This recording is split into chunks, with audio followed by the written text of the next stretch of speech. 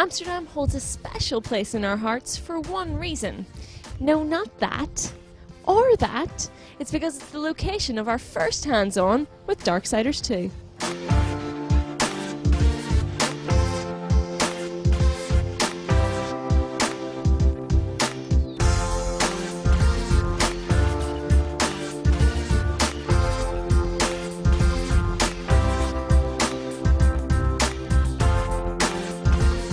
Hi, I'm here with Han, the art director of Darksiders 2. What's a typical day on the job for you as the art director? So a typical day will probably involve looking at a lot of the artwork or the dailies or basic works in progress. We call them WIPs, works in progress, that the artists have made. And I will look through all of that. I will play the game. I'll get together with my lead artists, my character guys, and just generally have a look at the work that's been produced and make sure that basically we're on track to keeping to the vision that we've set off. Very early on, we're just blue skying really with the concept team. So we don't try to restrict ourselves very early on, really, to be honest, because we want to kind of aim high.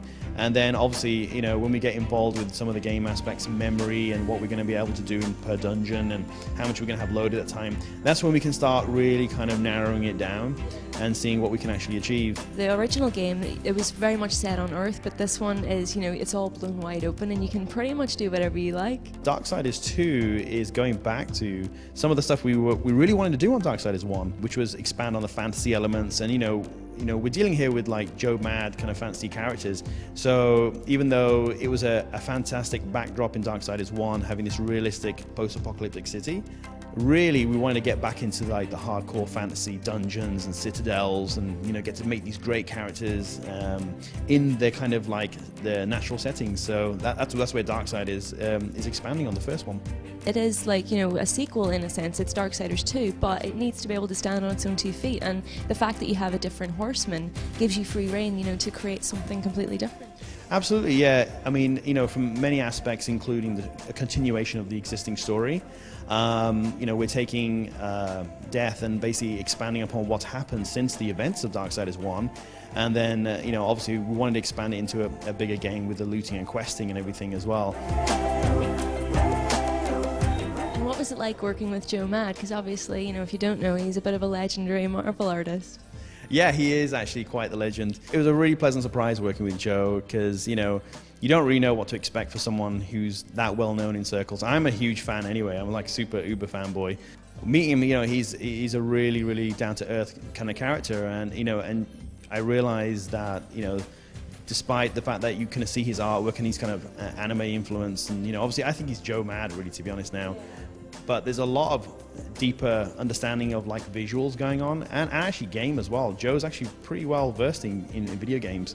And a good thing is that with Joe's talent, it ups everybody's talent in the art team. Death as a character, what was it like sort of creating that character that everyone has an idea of what he looks like? He's kind of like a kind of an action kind of character, really, to be honest, so he's kind of part warrior, part mage, part necromancer. We have obviously skill trees, and yeah, you can customize, and you can make him a little bit more mage-like. So if you're more of a magic user, you can go that way, and you'll find some of his clothing and costume design actually reflects that. Or you can go a little bit more warrior, and that's the harbinger side, and so you'll find him looking a lot more heavily armored. Where do you see the series go from here? Do you think there's going to be 2 more games, or is there going to be the 4-player co-op that's kind of been bandied around before? We'd love to do something like that, and the lore and the story is so rich.